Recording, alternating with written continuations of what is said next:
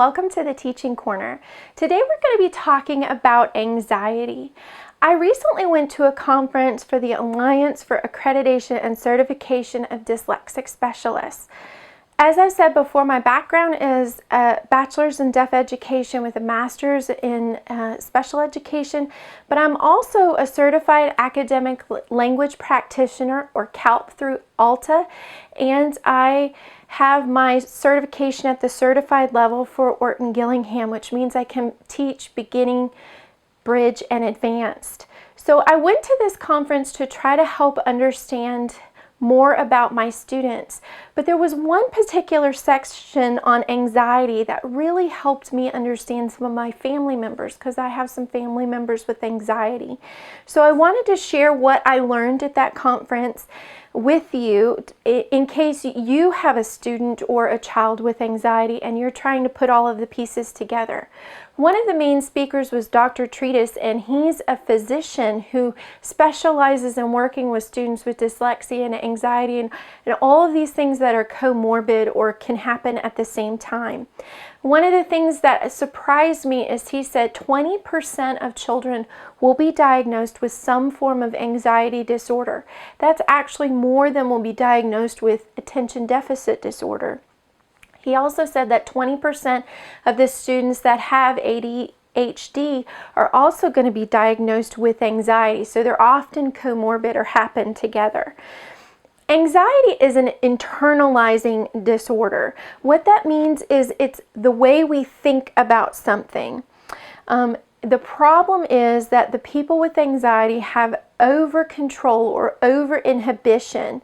So we have to change the way that they think about thinking. So if you use that analogy, the glass, and it is filled with water up to the halfway mark, people with anxiety are going to say that the glass is half empty. And we need to help them see that the glass is also half full. Or as engineers would say, the glass is twice the size it needs to be. So this can often be a problem that is not easy to see. One of the things that he said is that they can be angels at school and then demons at home. And the reason this happens is children with anxiety don't want anybody else to know that they have a problem. So they hold it together, and they're like this at school, trying so hard to hold it together that when they come home, they completely fall apart. And that may be on their parents or over their homework or whatever. And it really has nothing to do with either one of those. It just has to do with the fact that they've been trying so hard to hold it together all day. People with anxiety tend to have abnormal reactions to stress. So if we were to put, things that happen on a scale of 1 to 10, 1 being, oh, it was nothing, 10 being, I need to call 911 right now, they'll tend to take like a 2 and have a 10 reaction. So in other words, they may, have spilled some milk. No big deal. I need to go get a cloth. I need to wipe it up. Not a big deal. But they'll start yelling and screaming and flipping out over the fact that they spilled some milk. So, all of us, he said that stress is what life gives you. All of us are going to deal with stress. If you're a teacher or a parent, you certainly deal with stress with all the things that we have to do, all the things we're trying to get ready and put together, get the kids off to school, breakfast, lunch, dinner, do the laundry, do the homework, do the dishes, go to work, come home, all the things that we have. You're going to have stress. But anxiety is how we think about that stress. So anxiety is that internalizing and that constant negative talk that's happening in the head. And so some of the symptoms with anxiety can be discomfort. They will often have fear or dread. They could be apprehensive about the expectations or the things that are going to happen. So this could be a child about a what if. So in other words, maybe you're going to go to the fair and they're like, well, what if we don't have enough gas in the car? What if we have a flat tire? What if the lines are too long? What if the rides break down? What if it's not any fun? What if I get sick? What if? And oftentimes they'll talk themselves out of something that should be fun because they've what ifed it to death. Sometimes they can also be referred to as old souls because they'll talk themselves out of anything new or having any type of fun. They also tend to have the fight or flight response on all the time. When I was in a Love and Logic conference, they talked about it this way, that the front of the brain right here, or the prefrontal lobe, is the part of the brain that helps us with long-term planning. It helps us problem solve. It's the part of the brain that helps us think about the future. It's of course not fully developed until we're 25 years old, but it's the part of the brain that we need to process things that are happening. What happens if your fight or flight response is on? Basically, they said it's like your brain wigs out, and now this part of the brain is no longer engaged, and it's all brainstem. And as we know from, prehistoric man or early man, fight or flight, it's like, something's coming at me, it's going to eat me, I either have to fight it off or run away. And so that pumps up the adrenaline, it makes the kids really, really anxious, and they are no longer at that point able to think. And if you've dealt with anybody with really bad anxiety and they're having a moment, you know that there is no logic involved. And it's actually, for parents and teachers, you can be thinking, this is crazy. This is completely illogical. What are you talking about? And you're right, it is. They are not able to have logical thought. So trying to argue with them at that point there is no point.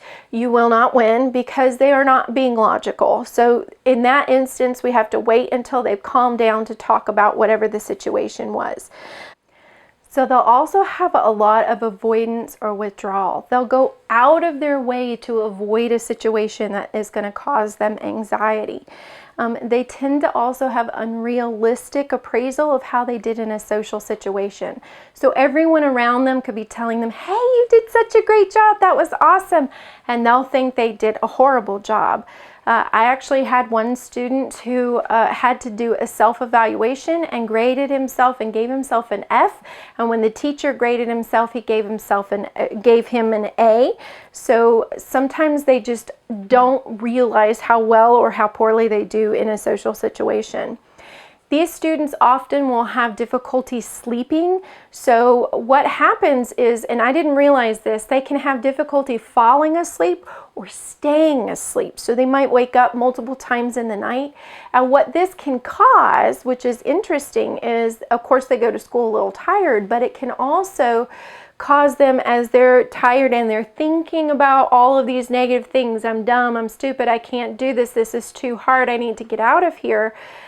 It makes it look like they're not paying attention. So they look like they're attention deficit, but they're actually paying really close attention. They're just paying attention to the wrong thing because they're paying attention to that internal thought instead of paying attention to the teacher. So that's one of those times where it can certainly be difficult. They also can have physical presentations like sweating. Often they'll have sweaty palms, nausea, diarrhea, arousal, shaking. They can have headaches. They can have lack of energy.